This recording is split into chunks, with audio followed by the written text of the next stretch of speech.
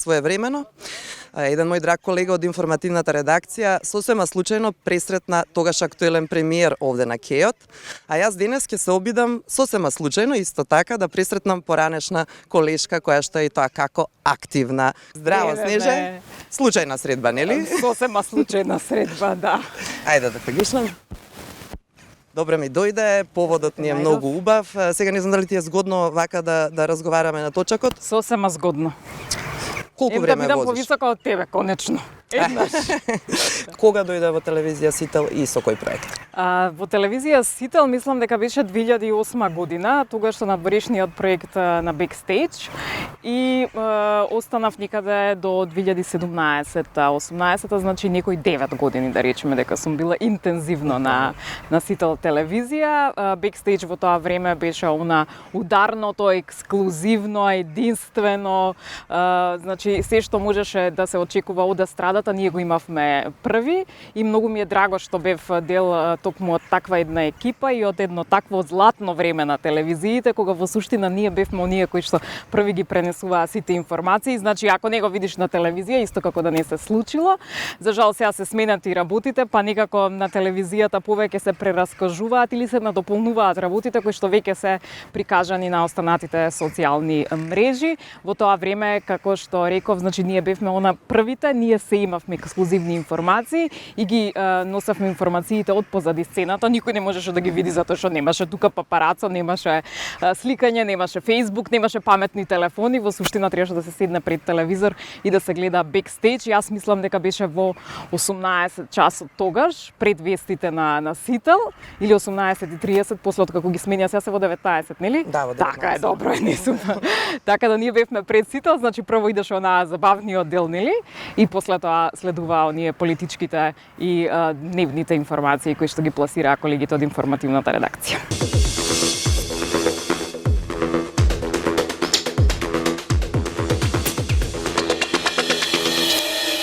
Добро вечер. Ова е вонредното издание на Backstage.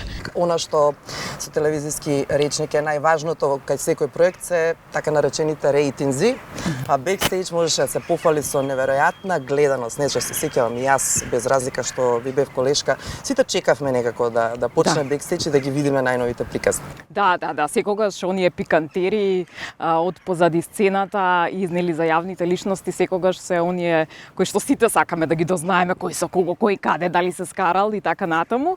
И најголема, да речеме, некоја пофалба која што сум добила е она, за жал, нели, можеби ќе звучи малку и негативно, ми имаат кажувано дека бегавме од школа кога сме втора смена за да гледаме Backstage, за да видиме што се случува, така да тоа е некаков голем комплимент, иако нели бегањето од школа не е оправдано, ама за Backstage може.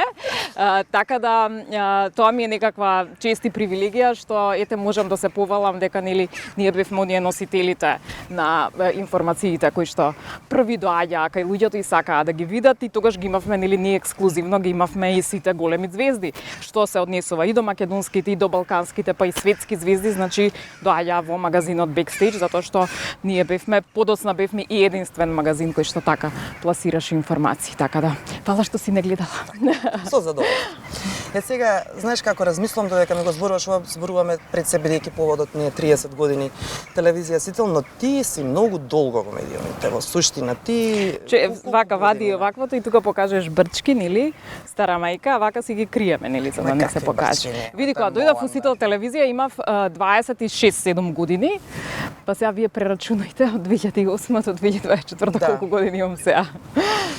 Ајде да одиме понатаму со ред, што беше, јас, а и гледачите те паметат и по твоето учество во многу популарни формати кои што се емитуваа на телевизија Сител, ќе не потсетиш ти Така, значи X Factor, твоето лице звучи познато и Big Brother, значи тоа беа оние регионални шоуа кои што се емитува како во Србија, така нели во Хрватска, Босна, Црна Гора, значи се емитуваа на цел регион и јас бев дел од тие регионални шоуа. Имаше и Survivor меѓутоа не беше возможно екипа да отиде на Сител таму.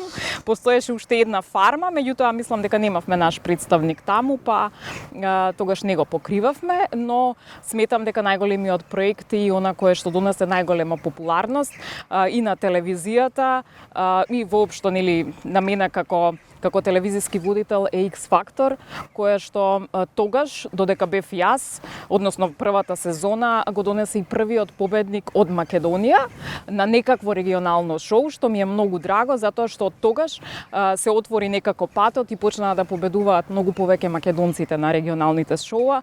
До тогаш, значи, не можеше да се случи да победи на било кој, без разлика дали е тоа музичко надпреварување, дали е друг вид на надпреварување, да победи некој од Македонија, некако имаа привилегија оние од останатите држави, меѓутоа како тргна, значи имавме победник на X Factor од Македонија, на Big Brother од Македонија, па понатаму нели сите тие звездички, звезди и сето тоа кое што следуваш. Може би ТВ Сител или ти им донесе таква среќа, иако не смееме да занемариме колкава беше гледаноста токму на Сител на овие проекти, автоматски гласањето, нели? Да. И со тоа да се дојде до победата. Добро е што Сител телевизија се трудеше да направи и поддршка додатна на самото шоу, па ние имавме тогаш и екстра фактор се викаше, тоа беше како некаква додатна емисија која што ќе додаде нели и на гледаност, меѓутоа и да ги поттикне гледачите нели да бидат дел како гледачи од тоа шоу.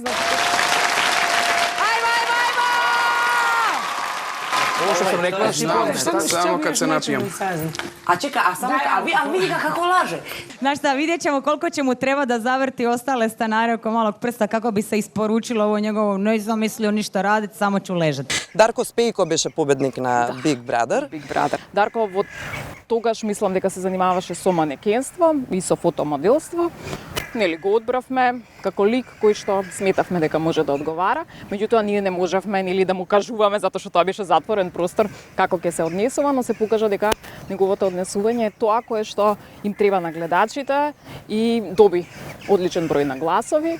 Веројатно не играше на таа карта, него тој самиот е таков, многу е врзан со фамилијата, па тука нели беа неговите браќа кои што се појавија, дури имавме исто поддршка со телевизиска емисија директно од студиото во Сител, така да и Дарко супер се покажа, се снајде, она што знам сега дека е во Дубај и дека е фитнес тренер, така да супер напредува.